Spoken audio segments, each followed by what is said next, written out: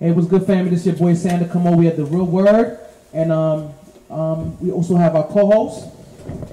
Good afternoon, everybody. We thank you for watching the Real Word Show. This is the third season. This is the fourth episode of that third season. We thank everybody that's just been watching, that's been supporting the movement, that's been supporting the grind. We love you guys for loving us. So we thank you all for watching. Shout out to the Brick Network. I was out there today uploading some more episodes, but I'll be on TV next week. Shout out to everybody that supported the YouTube. The YouTube channel is dumping. I just uploaded some new videos the other day, and they're already hitting thousands of views. So shout out to everybody on the YouTube. That's www.youtube.com/C for channel /The Real Word TV. That's youtube.com /The Real Word TV. Shout out to everybody that's been donating to the GoFundMe. Every proceed from the GoFundMe goes towards community service initiatives that we put out in the community. That's the turkey drive, clothing drive, coat drive, diaper drive, all the things that you've seen us do. So shout out to everybody that donated to the GoFundMe. That's GoFundMe.com /The Real Word. GoFundMe.com /The Real Word. But enough about us. We have a very special guest in the building. Introduce yourself, sir. Yo. Mic check 1 2 1 2. What's good? Ink by Spider. How's everything? That's what's up. Tell the people who you are and everything, my guy. Oh man, I'm one of those people that you meet and you never forget. Why you say that for? I'm a positive young black brother in the world, trying to make it, help my friends and people and family around me, and just try to be positive and motivate everybody as we could. That's what's up, man. That's what's up. How does it feel? This is getting right to the. How does it feel being a businessman, owning your own business and everything like that? It feels good. It feels great. I mean, you got those times and you're like, I don't want to be the boss. You know what I mean? You got those times like that, but then you got the times that's rewarding, and you're like, wow, look what we build and what we can continue to build. You know what I mean? For those that don't know, tell them a little bit about yourself, tell them about your business, and tell them about what's it called. Well, like I said before, my name is Ink by Spider. Some of my friends know me as Joe Greene, and our business is Top Gun Tattoo in New York. It's a tattoo shop that's been around for at least about 10, 15 years now. Okay. We have another shop with one of my really good friends, Glenn Cousin, out in London. Okay. You know what I mean? Shout out to them. So we just trying to build and build. Hopefully we can have some more in the future. Wow. Listen, one of the guys that said they said you're one of the realest dudes on earth. Shout out to your men and everything like that. Oh yeah, that's my guy right there. Shout out to my dude Hafiz. That's what's up. So I wanted to ask, how was the process in regards to you starting out? Like, because, you know, a lot of times people see you, you know, you own your own, you have your own business. They see the glory, but they don't see the story. What is one difficulty that you've learned in regards to having your business and everything like that? Difficulty as having business is just staying consistent. So, Spider, what made you open up a tattoo shop? I mean, I wanted one day, you know, how long is this show? Because it's going to last forever. It's an hour. So you got your thing. Yeah, man, I spent some time in Atlanta for a while, you know, chasing other dreams, and ended up back in New York. And it started as first like, okay, I need to find a place to become a tattoo artist. Okay. I need to learn because I can't just learn by myself. I started in the house doing pieces on my nephews, and shout out for them to being my test dummies. I had to cover a lot of that up later on in life. You know what I mean? But you know, from there is I found the spot, the place with my mental affliction. You know what I mean?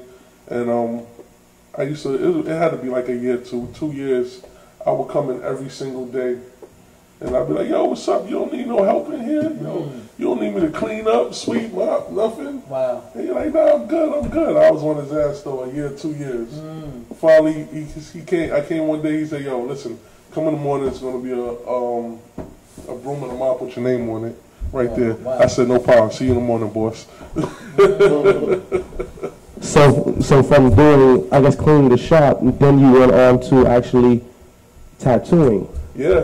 I was learning at the same time. I was still learning. He was teaching me things that I didn't know that I could have learned on my own. You know what I mean? And then eventually, he felt like I had everything under control. So he he left. He come and go as he pleased. You know, I was there. I was just still doing it, still learning business. You know what I mean? Because there's no greater teacher than experience. That's the best teacher there is. So, you know what I mean? Going through the day-to-days and learning that step by step while in the process of still learning was a great step and a great foundation for me. That's amazing. So basically, consistency is key. It's pretty much just what it is. Consistency. That's what I'm talking about. Before you talking about like those days that you feel like what are the worst times of like owning your own business. It's being consistent, getting up every morning. Because I know that if I don't get up and I don't go in here and make things happen, I won't have a check at the end of the week waiting for me. I have to create that check. So that's what we had to do. Wow. That's similar to, I guess, the show, you could say, because there's times we felt like giving up, to be honest. There's times when, especially like when we face adversity and controversy, we had issues with studios at first where we were first being allowed to use a studio for free. Then that person started charging. It was a fee that was kind of expensive for the time. Then afterwards, we rented a studio that was cheaper than what the previous person was charging. But once he saw that we made it to television, he tried to increase the price. But ultimately, we ended up getting another studio, and we had to pay just to keep the show going because of what the show meant and what was the show doing. On top of that, eventually, we just created this studio that you see us in right now at the moment. And a lovely studio it is, by the way, too. Thank you. I appreciate it.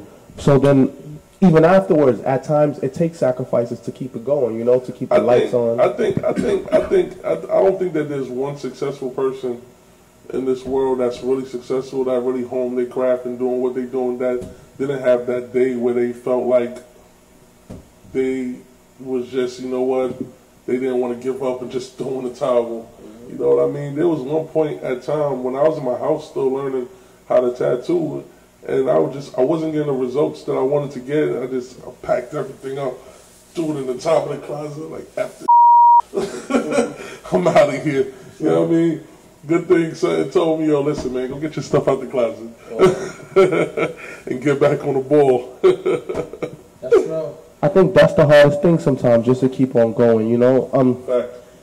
Even us with the video editing and the uploading and everything else, sometimes it's hard, like, you know, and sometimes you might not have the funds to fund the company to keep going, and sometimes it's people that you don't expect to help you that help you, and then even them, they'll throw you some money or they'll invest in your business and they help you right along. And we thank everyone that invested in our company and everyone that helped us to get thus far, and all the guests that's been on the show, because we on the 66th episode, and that says a lot. And we thank all the guests that came through, all the people that has been here. I thank my partner Sanders for being consistent and always being here with us. And I think that's one of the main keys to success is consistency, because a lot of people, they don't have consistency, and that plays a big role in everything that we're doing right now. Major. That's what's up. That's true. So I wanted to basically ask, what's the next ventures coming up and everything that you want to do and everything? Oh man, I don't want to speak out of turn too much, but there's so much different things that I want to aspire to do. I don't know what's wrong with me sometimes. I'll just be like, one day, I don't know if my brain is just moving too fast and it's not catching up with life. Sometimes. Yeah, you know, it's funny because like I just feel like as we on this earth that we should do as much as we could do, as much as possible, learn as much, you know what I mean, and just go through different phases and basically understand who you are as a person completely. You know what I mean? There's been times, I swear, there's been times that I told my wife, I said, you know what, I think I'm going to learn how to be a magician. That's real. And, you know, and my people out there, my people that really know me, they know me because at this point they're like, yo, listen, if somebody say you want to be a magician, you're going to be a magician. You know what I mean? So I ain't really put that forth yet, but right now, man, I'm just focused on Top Gun. You know what I mean? That's the main thing right there. What's Top Gun? Top Gun is a conglomerate, man. That's me and my people's my brother out in London right now, Glenn Cousin. Top Gun Tattoo in New York, Yard. Top Gun Tattoo in UK is out there in Reading, England. to be exact. Yeah, I mean, he's a world-class artist that I learned a lot from. You know what I mean? Since day one, he took me under his wings, showed me nothing but love. You know what I mean? So together now, we just trying to just keep building the brand, keep building it up to as strong as something else. You know what I mean? Yeah, so that's the whole thing right now. So how did that move happen in regards to the London move? Well, you know, I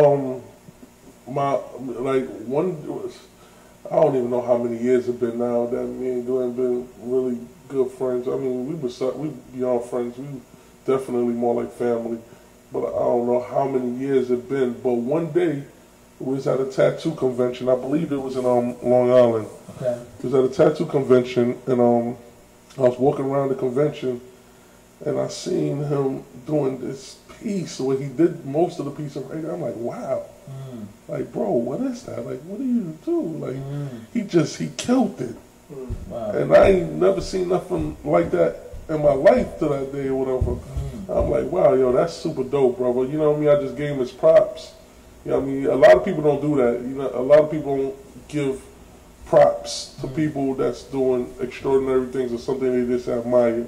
They're not going to say anything about it, but when Why do you think that is? I mean, I don't know. It's ego. I think it's ego. I think it's ego. I think people have insecurities. Yeah, you know what I'm saying? People don't know their worth. Yeah. Yeah.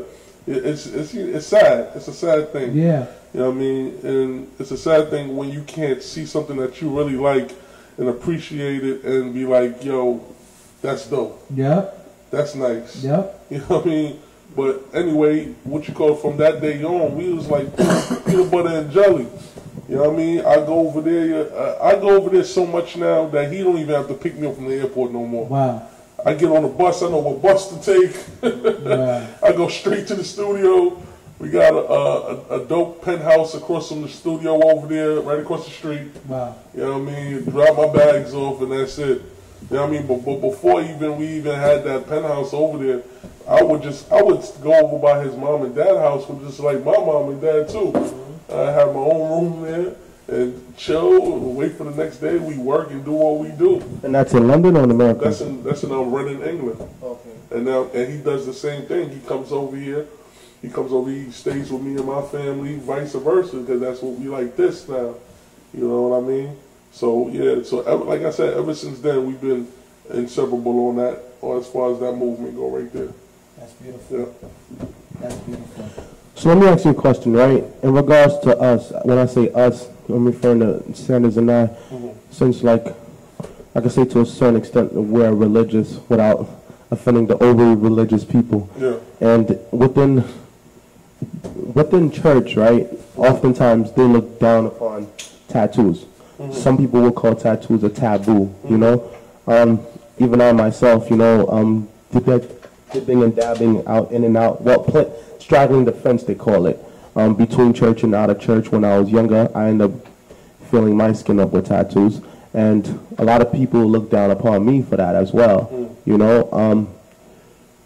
But there is a stigma attached to people with tattoos, especially with people that don't know you. They'll see you and they start attaching stigmas to you, to both men and women. Well, you know, one important thing and a fact about somebody pointing a finger at you is that they got to remember they got both fingers pointing back at them. That's a fact. You know what I mean? And only God could judge. So, so that's the first thing about that. Second thing is, I grew up in a predominantly, my mother was a minister, she's still a minister. My mother was a minister, Baptist church, and my uncle is who I grew up with.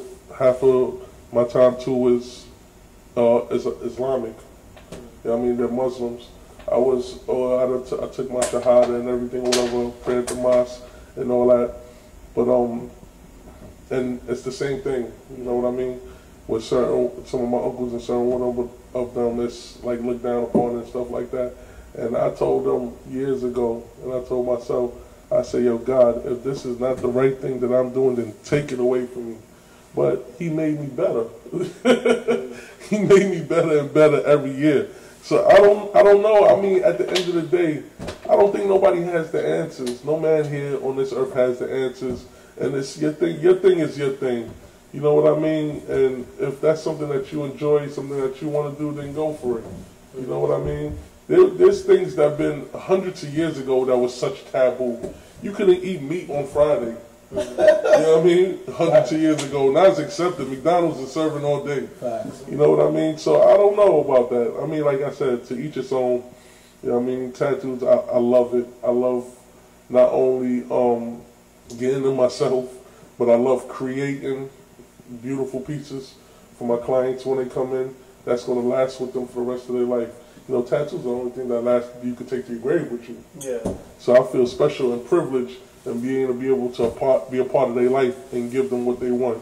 You know what I mean? But it is what it is. Speaking of something that you take to the grave with you, I remember because I got tattooed by a lot of different artists. It's almost like each artist is painting a different page in the book of my life. Yes. So I remember one time I told this artist, "Oh, try to draw over the previous artist's work and try to make it look better." He said, "No, out of respect for the previous artist, I'm not going to touch that."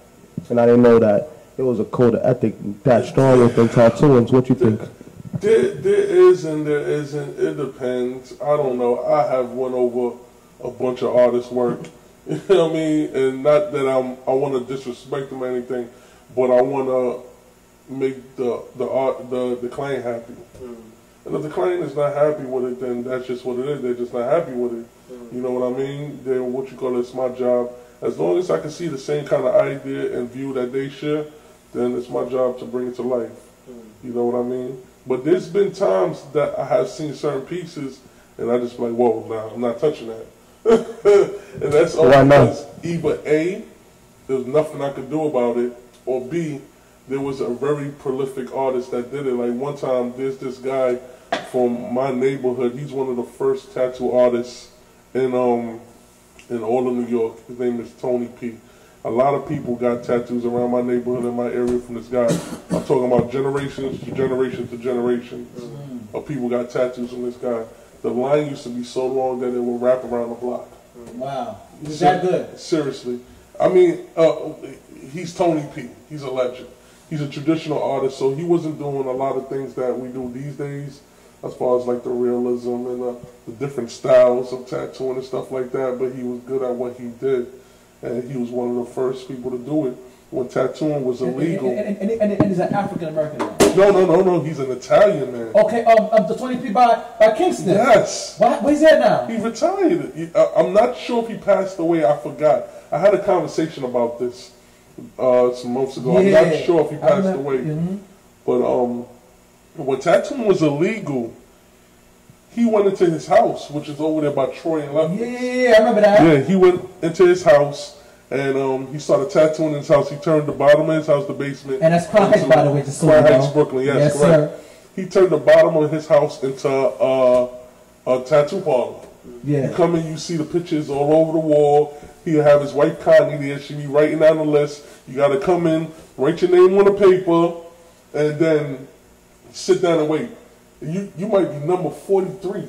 That's what I'm talking about. The line was down the block. Because he was that good too. Yeah, he was that good. It was him and another guy in Sheepshead Bay, Vinny, I believe. Okay. You know what I mean? But Tony was our guy at that time. Okay. And yeah, like I said, but he what you call it? He did that for so long. He did it for so long that me seeing it, like that's one of the first times I've seen tattooing, and I'm like, and it sparked something in my brain. Wow. You know what I mean? Why do you think tattooing now is so popular now? I don't know, man. Tattoos are dope. I'm just asking. Because at one time it wasn't popular. But yeah, back then it was really taboo. All Latin and everything like that. You see a lot of guys, they making bread. They doing their thing and everything. Like, what you think? I feel like rappers, because before they said predominantly in the U.S., it used to be sailors, like sailors that would travel the world, or like army people that went to different countries where it was more acceptable in other countries. Then when they came back home, then the people who seen them when they came back home, like, oh wow, this person got a tattoo or something. Then that popularized it. Then it switched into the rock stars that was tattooed and they were skinny and they would do like things on stage, like wild stuff. I think as the world progresses and as the world turns people start getting more creative and more in touch with their creative side, that they want to express it all the time. Yeah. You know what I mean? And I think tattoos are definitely an expression and extension of who you are as a person. So if you want to tell somebody or show them or give them some kind of message without even saying it, then you get a tattoo. You know what I mean? 9 out of 10 times you see somebody with a big lion tattoo, you're like, oh, you're Leo. Yeah. You know what I mean? So it's all about people being able to express themselves, and that's what I think the main thing is. You know what I mean? And I see people getting leg sleeves now. People are getting everything, man. Yo, what is leg sleeve, if I may ask? A sleeve is like when the whole body part is covered by tattoos, so now they're doing the legs. Because before they used to just do arm sleeves, like how the basketball players have. Every day. But now they're doing legs. Like I know Odell Beckham has both legs, and so does Lil Wayne. That's what I'm saying. Like it came from rock stars to rappers, and you know the athletes copy rappers, so now the athletes are doing the same thing. Yeah, you know, damn, that's a rough one. I don't know if the athletes actually copy the rappers. That's kind of like, that's like what came first, the chicken or the egg? Yeah. I would say the rappers want to have the money of the ballers, but then the ballers want to be cool like the rappers. Okay. I mean, I can kind of agree with that. Yeah. I can kind of agree with that. Yeah, but I don't know. You know, it's just like, I think that people inspire people. You know what I mean? You have to be inspired by something, but I think one of the greatest inspirations is another person. And when you see a person doing something, whatever, it's just like, oh, wow, that's crazy. I didn't even know I could do that. You know what I mean? And then one day, you know, they doing the same thing. So that's why I really think it is, and that's why music and rappers are such a big thing when it comes into the community. Honestly, bro, to keep it 100 with you, like I always tell the younger kids, especially kids in church, I tell them, if I never got the first one, I would have never keep getting them. Because I remember when I got the first one, some people say that some people are addicted to the feeling or to the ink, where you get the first one and then you just keep going and keep going and keep going and keep going. Yeah, my man said that they follow after Allen Iverson starting the first of the athletes. Or was it Dennis Rodman? I don't. That's a rough one. I don't know, man. I don't know, man, because people like Lil Wayne been getting tattooed forever now. Exactly. He was the first one, I think, with the face tat. Him and Mike Tyson. For a fact. Wayne was had a face tat before Tyson. You know what I mean? So I don't know. I think definitely the rappers. I think the rappers was getting tattoos before the athletes. Wow. Yeah, I want to just. Because I remember Iverson was shunned. That's a fact. He was. You know he was looked down upon. Yeah. But I want to just change topics real quick. I wanted to ask you a quick question because of what happened last week. How do you feel about white people calling police on black people? Because it's ongoing. Look at the situation with the young man who just got accused of groping. How do you? Is that the whole thing with Cornerstone Carolyn? Yeah, and also too the situation in regards to the woman who tried to deny the black man to get inside his own apartment and everything like that. How do you feel about these ongoing situations and everything like that? You know, that kind of stuff disgusts me, man. And when I look at things like that, I don't look at it as a color thing. I don't look at it as this person is white and this person is black. I just look at this person as a horrible human being. Fact. You know what I mean? Yeah. Because before you white and before you black, you're a person. Fact. You're human. You know what I mean? So I just think it's the upbringing, because I don't want to alienate half of a race or a handful of a race due to some of the ignorance of a few people. Facts. You know what I'm saying? And I think it's just horrible, man. And I think it's the upbringing. Because when a kid is born, you know what I mean, they're not born with a hate gene in them. You got to be taught that. That's a fact. That's true. You got to be taught how to hate. Speaking of that, like my little boy, he goes to a charter school. He goes to Success Academy. So it's around here. So it's a very diverse school. And I remember one morning I dropped him off at school, and then he saw a little girl, like, you know, she had blonde hair, blue eyes, and she was there with her father, and I'm there with him. So the father looks at me, and I look at him, me and his father obviously socially conscious about what goes on around in the world, but these are just two kids that go to the same school that see each other the same. They just want to play and talk. Exactly. So like he sees his friend, he call out her name, and he's ready to hop out the car. I'm like, wait, hold on, you gotta wait. And then he's like, no. So like he runs up to the girl and he holds her hand, and her father, the first thing he does is look at me. I look at him, and then I just shake my head and laugh because I'm like, they kids. It's more awkward for you guys than it is for them. Yeah, of course. You know what I mean? Like my daughter, my youngest daughter, she goes to a predominantly diverse school. You know what I mean? Where there's everybody there. I'm talking about from even Hasidic Jewish parents that bring their kids there, and that's one thing I'm really careful with certain things I say to her and tell her. You know what I mean? Because she has all kinds of friends from all kinds of different ethnicities. So I don't do things like, if she's trying to explain to me about one of her friends, I don't do things like, which one? The little white girl? I don't do things like that. You know what I mean? I would look for something else to describe who I'm trying to see who she's talking about. You know what I mean? Because like I said, that kind of thing is taught from young. Yeah. Separation and hate are taught from young. You know what I mean? And then as soon as they start going to school and stuff like that, it's so easy to start putting that in their brain until they grow up, and then it's like, boom, a whole different story. You know what I mean? So like I said, I'm very careful with that. You know what I mean? At best, like me, myself completely. I'm making love. I look at myself as a humanitarian, man. You know what I mean? Like, I love human beings. You know what I mean? And to me, it's just not about race. Even though I know that it plays a major part in this world and the things that happen, which is just sad. You know what I mean? Can I ask you a question? Do you think that Donald Trump is going to get 8 years? Yo, listen, I didn't think he was going to get 4.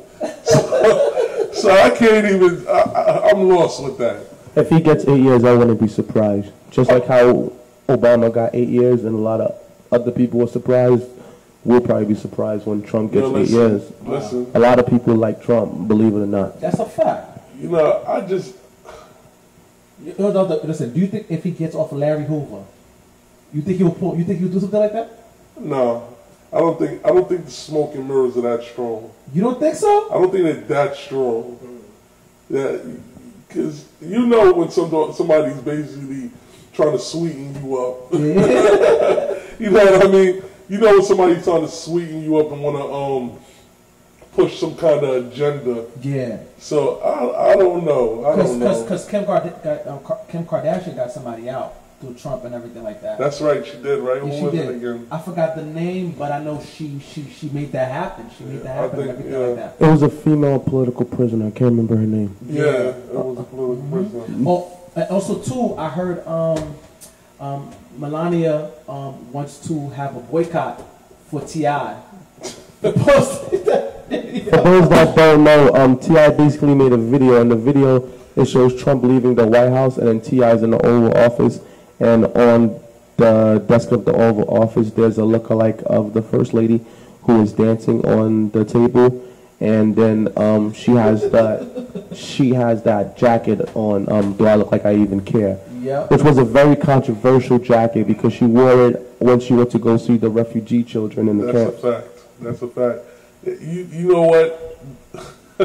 That's funny. It's art. He's an artist. You know what? It's boycott. In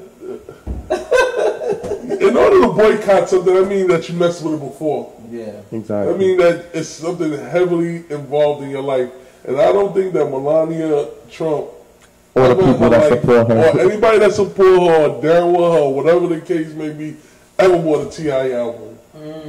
So for you to say boycott T.I., what? Like nobody's not going to take that seriously. That's a fact. You know what I mean? They like, you know how many like people, all kinds of different people, black people, white people, tortured Obama in the office and did all kind of parodies and jokes. There was no boycotts. You know what I mean? That's one of the greatest things about being an American and being an American, and that's the freedom to be creative and say and do what you want most of the time. I ain't gonna say all the time, but yeah, that's ridiculous. She just needs to chill and eat that. Definitely. She made it possible for me to even know what was going on.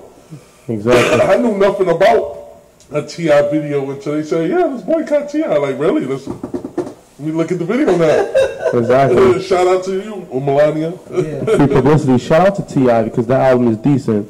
His first. He's a very conscious brother. He's a very conscious brother. He always gives back to his community and everything like that. And he's an entrepreneur. And he always put other people on, so I salute to him and everything. The South is definitely where it's at, 100% and everything like that. Fact. Yeah. And it's funny that you say the South is where it's at, it is, yeah. and stuff like that. Because I don't know, like I be having some just the random thoughts in my brain. Because we talking about like this stuff going on with the corner store Carolyn lady, her being white, and the young black boy, and then the South. Like, there's so much separation, so much around the world. Because even when it's not a white and a black thing, it's a North and a South thing. You know what I mean? Yeah. And even when it's black, light skin versus dark skin. Yeah, it was black, it's light skin versus dark skin. It's so much separation. Facts. You know what I mean? And like that's the root of all the evil. Remember, the thing is that what I like about the South is I love the South. I like the South. You know, the women are very, very nice and friendly and everything like that. You know what I'm saying? Number one. But number two, one thing I like about the South is, like, I respect Southern rappers. Like, for example, like, I like guys who actually have lyrical content. Yeah. Like guys like Saha the Prince.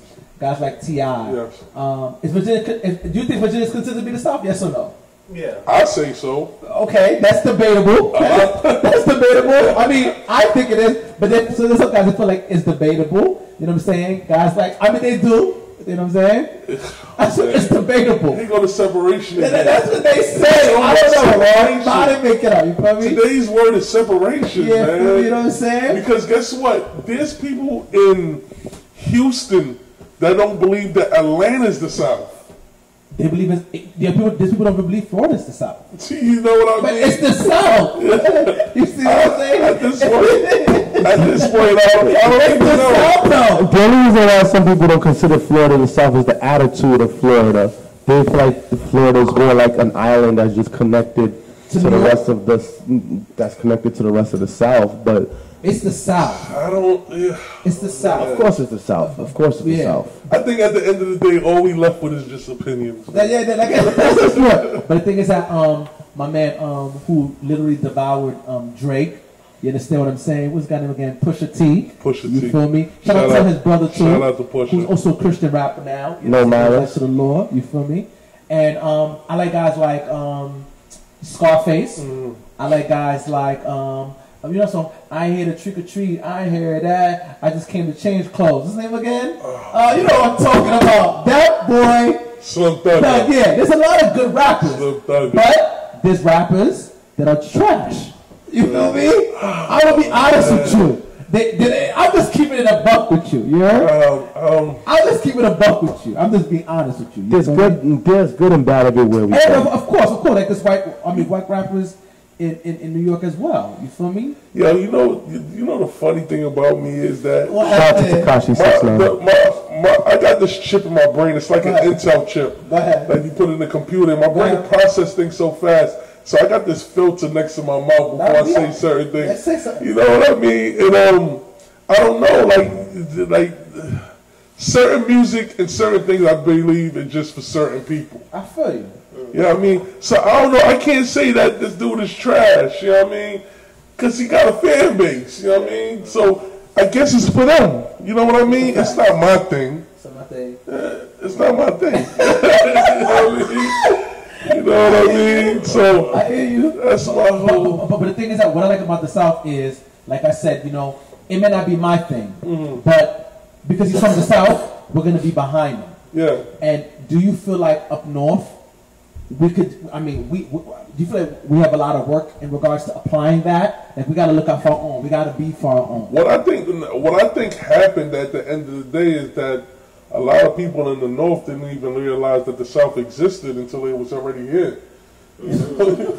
Started winning because one 1 year the South just took over, and DJ Khaled and T-Pain and all them, they pushed that movement. I don't think that nobody knew that they was coming till they was out in front of the door ringing the bell. Exactly. You know what I mean? And one thing about a Southern artist is that Southern artists really hustle and really grind. They were the first ones to be on the corners by the stores in the Walmart selling CDs by Out the trunk of the car, yeah. Yo, and I mean, I'm talking about they were buying Bentleys and Benzes with CDs that they were selling out the trunk of their car. Yeah. Seriously. Like Master P.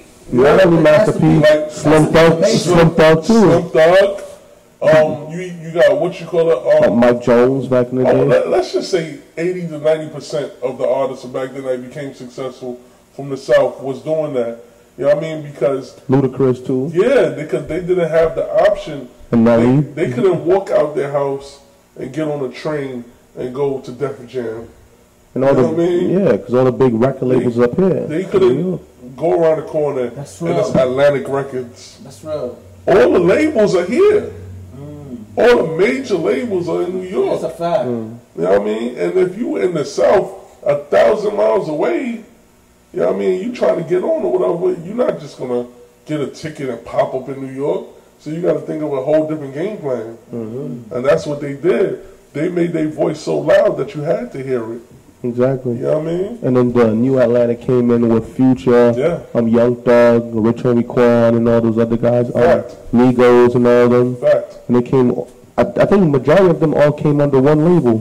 Fact.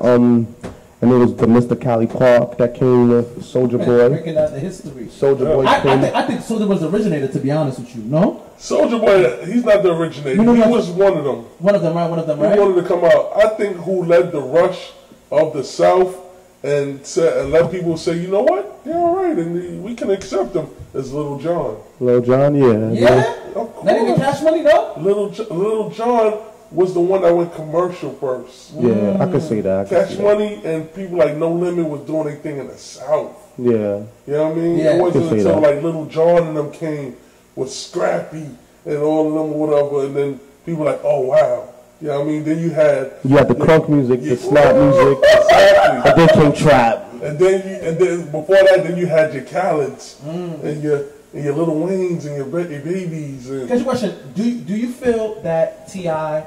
is the king of trap music? Do you he claims to be? I don't think. Does he say trap music? Trap music. He says he's the king of the South and the creator of trap music. He's the creator of trap music. Did he? Yeah. Trap music. Trap music. He said he basically trap music. He said he basically popularized trap music. He said that. And he's the one that like brought it to mainstream. I don't know if I really consider T.I. a trap artist though. I think so. I don't know. When man. he first came out as the Rubber Band man, everybody was wearing. When I think of trap music, I'm thinking of Jeezy. Yeah. Facts. I know a lot of guys that but they have his work in the trap museum too. Who? They created a trap museum. Trap museum. Yeah, to celebrate trap music. Wow, that's incredible. It's a trap music museum. That's incredible. Shout out to the trap museum. Facts.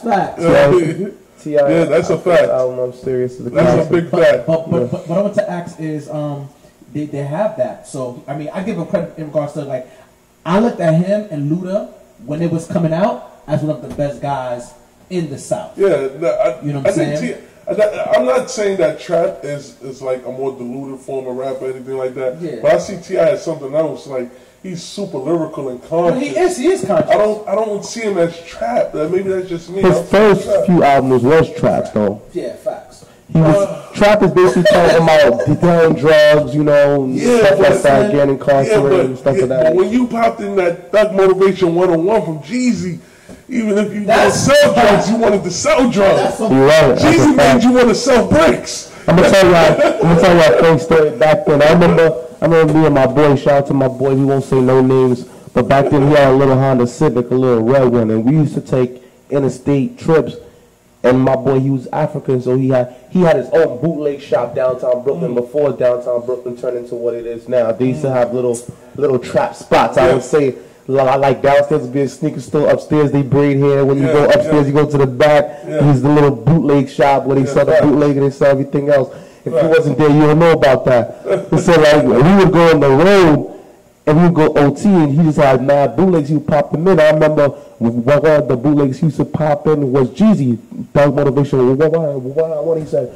And what kind of grown man named himself after a bag? And it's like the vibe you would get on the road while listening to the trap music by Jeezy while doing that. Jeezy, at one point, Jeezy will make you feel like Pablo Escobar even if you sold a nickel bag of weed. That's a fact. You know what I mean? That's a fact. Jeezy make you feel like something different. You dig what I'm saying? But I mean, it is what it is.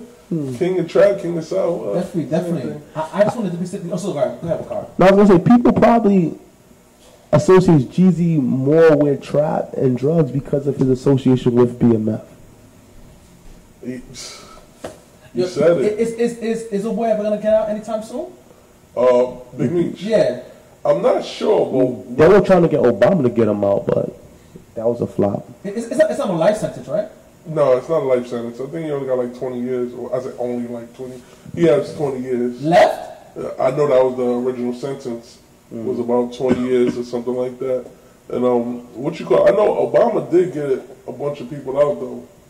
He did. Within his organization. Yeah, I don't know the exact organizations that were at hand that had something to actually do with it. Okay. But I know my brother. You know what I mean? He had a life sentence, like a 20-year sentence. Okay. And he received a letter. So what was his charge? I mean, conspiracy. Conspiracy to what exactly? To distribute cocaine. Did they have proof on him that he did? So they said. You know what I mean? There wasn't no cocaine in court or anything like that. You know, conspiracy. Big Meech was sentenced to 30 years, and they did petition to Obama to have his sentence so he lowered. has 30 years left? No, he been started his time. So how many more years he has left? Probably got about another 15 years. That's crazy. But the thing is that you think he's gonna get out soon? He's scheduled for release 2032. 32. That's like almost 15 years from now, right? Something like that. Around there. Yeah, but I don't know. But I know my brother and them. Had conspiracy. You know what I mean? And conspiracy is a dangerous thing, man. What does that mean exactly? Conspiracy is basically like me, you, and him say that this guy sold cocaine and did that or whatever. They're gonna lock him up. It could just be a thought sometimes. Yeah, just be a thought. There's no. It has to not be one stitch of physical evidence. One stitch of physical evidence, no. He say, she say. Yeah. That's how a lot of dumb dudes got locked up in the Bobby Schmurder case. Basically, yeah. Conspiracy. You know, conspiracy go hand in hand with the RICO law. Mm-hmm. And RICO law is basically evading taxes. Saying that you didn't pay your taxes and stuff like that. Because the money that you gained was illegally, so you don't pay taxes on it. Yeah, you know what I mean? So that makes it a federal crime. So they use stuff like that as a part with conspiracy to prove the case or whatever. Wow. Depending on what money you have or possessions and stuff like that. And that's, pardon my language, that's because they first devised that against Al Capone. That's when they first came out with the RICO law. Wow. Against Al Capone. You said it wasn't the time of Nelson Rockefeller, right? No, right? No. Okay. Al Capone. Okay. When Prohibition. Oh yeah, facts. Well, Prohibition was still when alcohol was illegal. Facts. And Al Capone, they know he was murdering police, murdering people, doing this, doing that, and they couldn't get nothing to stick to him. The only thing that they could get to stick to him is taxes. Wow. So you put a murderer in jail for taxes. Wow. That's real. You know what I mean? But that's all they could do. Let me ask you a quick question. The Larry Hoover situation, what did he go to prison for exactly for? Larry Hoover's story is just crazy, though. Okay. You know what I mean? And I think that, once they stop using you, you become expendable. Okay. Exactly. You know what I mean? Larry Hoover was doing his thing with the police and for the longest. Same thing with Free Rick I respect Rick Ross. Yeah. Because he played the game. You know what I mean? So, I don't know, dog. Like, when it's time for you to go down and somebody gotta get the short end of the stick, that's what happened. He's serving 6 life sentences. Yeah. Damn. Yeah. So the next question, with the Larry Hoover situation, the reason why his sentence was reduced and stuff like that was because of the mere factor that he pinned them in regards to the government getting involved, you know, with the with the Iran Contra scandal and everything like that Reagan and Bush was part of. That you guys should know about. Reaganomics. Reaganomics, you heard? Reaganomics. Those are the biggest crooks. You understand what I'm saying? Yeah, I mean, I grew up in Reaganomics. Yeah, yes, sir. Yes, sir. Yes, sir. Yes, sir. And you see how the opiate crisis is the same thing as the crack epidemic, but because it's white people, it's a different type of situation and everything like that. That's you want to say something, Rickard? I wanted to. No, I was just reading a little bit on Larry Hoover. They said after a 17-year undercover investigation by the federal government, Hoover was indicted for drug conspiracy, extortion, and continued to engage in a criminal enterprise. He helped start the Gangster Disciples, the GDs. That's one of the arguments with Kanye with Trump and why he trying to get Larry Hoover out, because he think that he'd be an important building block to the foundation of controlling the youth in Chicago, which are mainly GD, and basically stop, like, you know what I mean, like get things under control. So basically, all the killing, free the OG and put everybody in their place. That's what. That's basically. So GDs are folk, right? I don't know. You don't know, right? I don't know about things like that. You know what I mean? Maybe. You know what I mean? I don't know. Respect that. I mean, but I know that they want them to try to build some kind of, establish some kind of. Yeah, it says it right here. It says while incarcerated, Larry Hoover helped form the Folk Nation, which added other gangs such as Black Disciples, that's something I didn't know. Satan Disciples, number two Boys, Gangsters 2-6, Simon, but City. Do you feel like the Kanye West Trump meeting was a dub, or you feel something was accomplished? You think a deal was made? I feel that it wasn't Go ahead. I feel like he went up. I feel like presentation is everything, and he just went about it the wrong way. That's what I think. I mean, I try to always look at the silver lining and everything, and see the reason for the madness. I mean, and I could kind of see with Kanye the angle he coming at. Like, you want to spread love, and you believe that love could change the world and things like that. But just the way that he did it. But I think he came up with some valid points. You know what I mean, as far as things that he wanted Trump to hear him out about. And I basically, just like everything, I think that they exploited him. You know what I mean? I think, honestly, that if you listen to the whole entire 30-minute interview, I think he got a lot of points across, but I think, like you said, it was his delivery, because it wasn't, like, well thought out and structured. It was just thoughts flying out all at one time. But at the same time, there was a couple rappers that went into the Obama White House when Obama was president. They never got those cameras. They never got those cameras. They never got that say-so. They didn't talk about real issues that was facing us as people.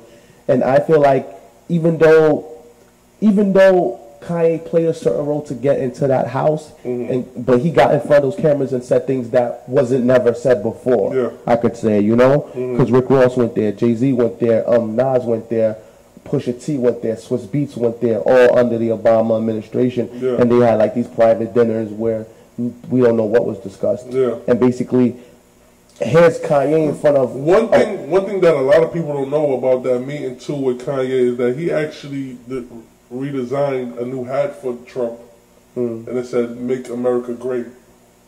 There was no again on it.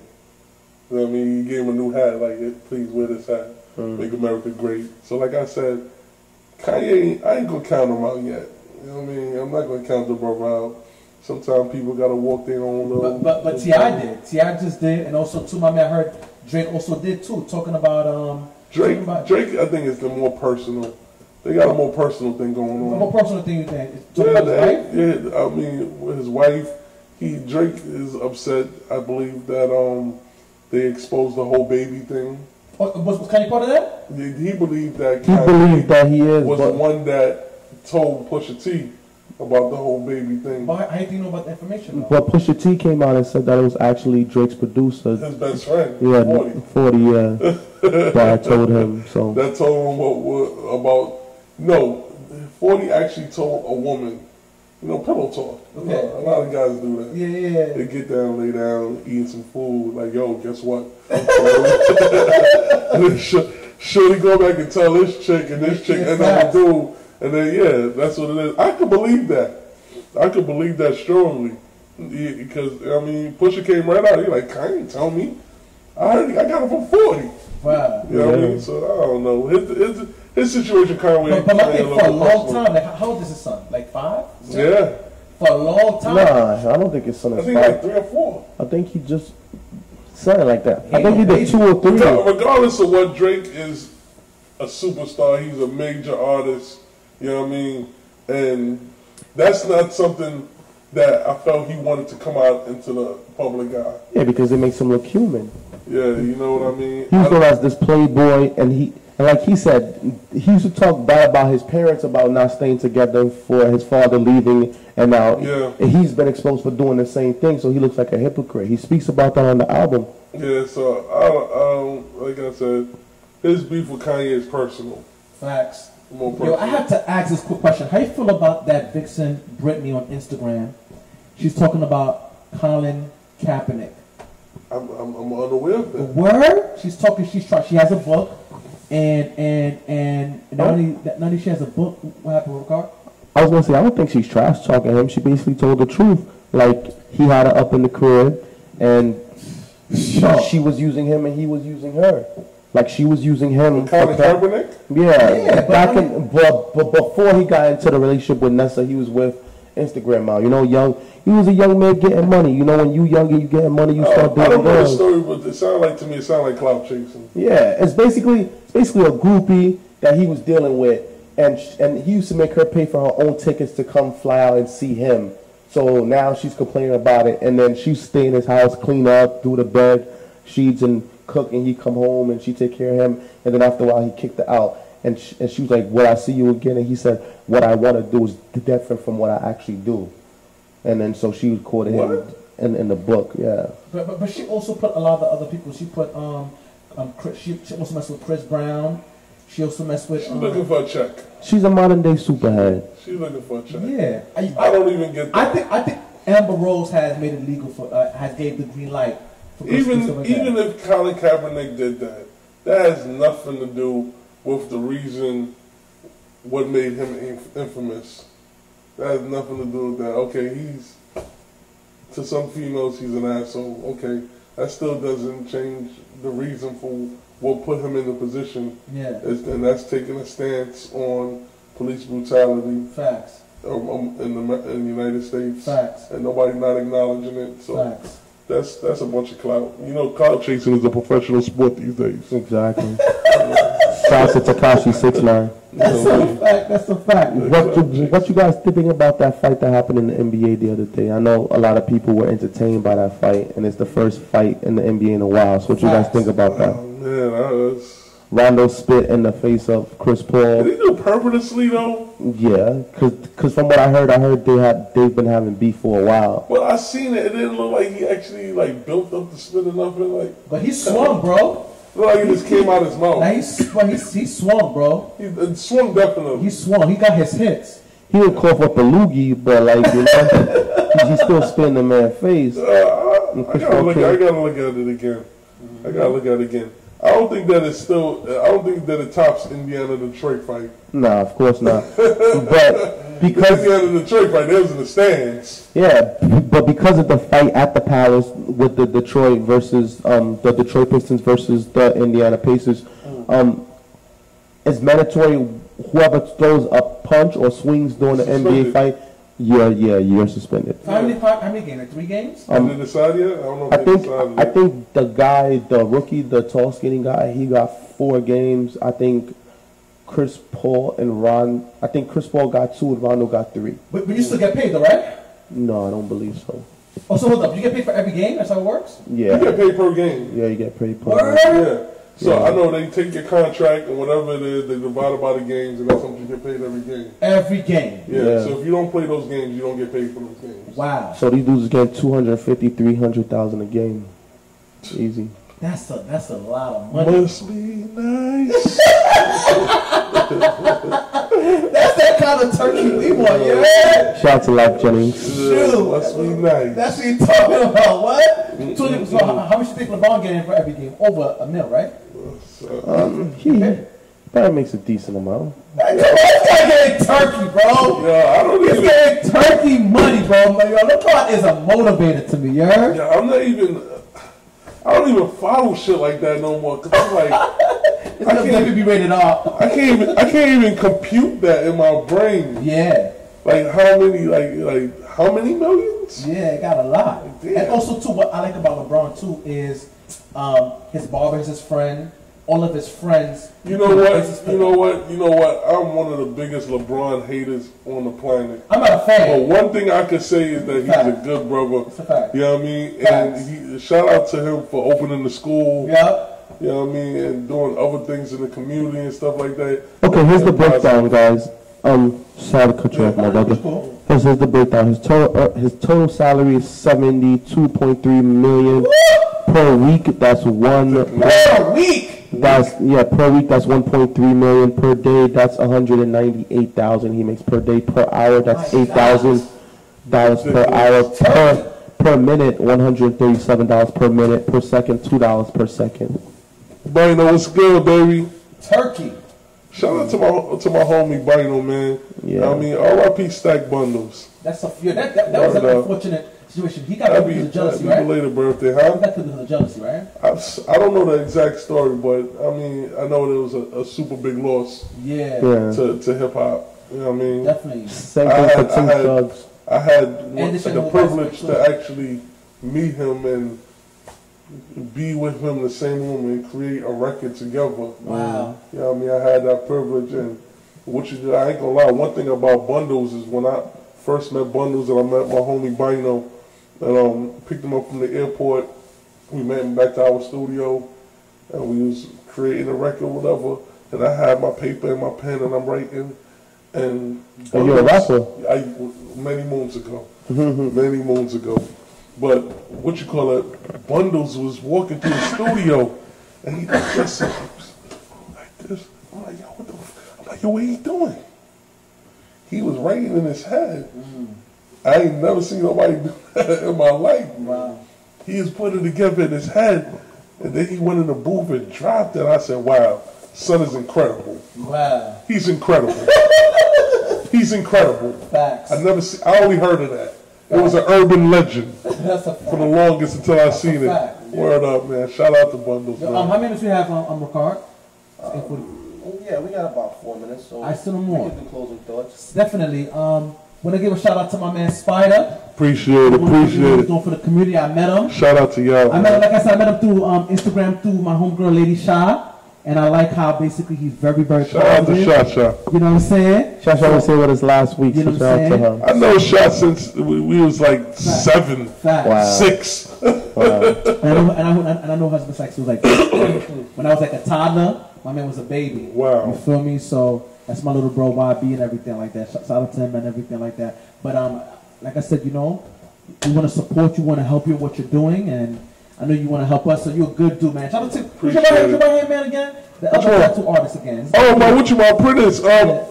What you call it, Bucks? Yeah, it's a good dude, man. Shout out to Bucks. That's today's birthday. It says a happy birthday. Yeah, happy birthday, man. So I wanted to say, keep doing what you're doing. Let's continue to help each other and build each other. That's a fact, man. What about you, brother? Closing thoughts? Yeah, I mean, I appreciate you guys having me on the show. You know what I mean? It's definitely dope to be able to speak about positive things and shed your thoughts, because you already know I talk forever. That's a fact. Like I said, man, shout out to y'all, man. Shout out to the Brick Network. You know what I mean? Shout out to your viewers, people that support the page and the GoFundMe. You know what I mean? Definitely support these brothers. They doing something dope and positive. You know what I mean? What's that? It's a gift from Miss Roses while he's That's a fact. That's a fact. That's a fact. You know what I mean? You know what I mean? So, I mean, I want to like I said, I appreciate y'all having me up here. Thanks again. You know what I mean? Hope y'all get nothing but positivity and much success in the future. And tell people where your store located at. We right there on 1626 Bedford Avenue in Brooklyn, New York, right by McEvers College. You know what I mean? Please don't hesitate to hit us up. My Instagram is Ink by Spider. That's Spider with a Y, SPYDER. You can hit me up on iCloud, Ink by Spider at iCloud.com. Hit me up on Facebook. It don't matter. Get at me. We'll kick it, sit down, and see if I can take care of what you need. Shout out to Spider for coming through. Shout out to all the independent business owners and the black business owners. Spider told me that we got to get together and do something where all black businesses could be publicized and be put together so that we could network and show people that black people can conduct business correctly. Yeah, cross promotion. That's what we're doing right here, because this is a black owned business, and we having an interview with Spider, but then we also invite everybody to the show. This is one of the first shows that I'll put you on TV. That'll give you open invitation, you know? There's going to be a time when the price going to go up and you guys going to regret it. So, shout out to everybody for watching tonight. Shout out to all the guests that's been coming on the show. And shout out to Spider for coming out tonight. Big fact, big fact. We thank all you for watching. We thank those viewers that's watching on YouTube, Facebook, and the Break Network. Thank you for all your support, all your love. And we'll continue to be here same time next week. Catch us Thursday on the Brick Network. Sanders, you got hit us with the prayer. Father, we thank you for what you're doing through us. Help us to be more innovative, help us to be more creative, and help us to make an impact in the lives of those. In Jesus' name we do pray. Amen. Amen, amen. Thank you for watching, guys, and we'll see you next week. YouTube is The Real Word TV. GoFundMe.com/The Real Word. We're here every Monday on Facebook Live and every Thursday on TV. So shout out to you guys. Good night and take care.